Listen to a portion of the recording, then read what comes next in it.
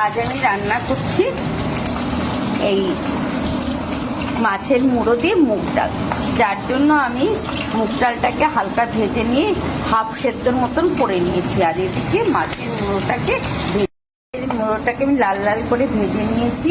এবার একটু তেল ছিল, ওটাকে ভেজে নিয়েছি।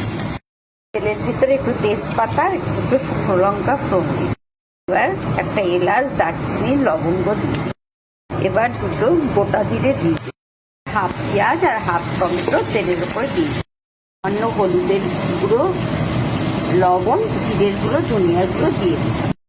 এটা বেশ ভাজা হয়ে গেছে। আমি সেদ্ধ করা ডাল আর মাছের মুড়োটা দিয়ে দিলাম, আর একটু জল দিয়ে দিলাম। এবার কয়েকটা কিশমিশ এর ভিতরে দিয়ে দিলাম, একটু সামান্য চিনি দিলাম। ডালটা প্রায় হয়েই গেছে। এই হয়ে গেছে আমার মাছের মুড়ো দিয়ে মুগের ডাল।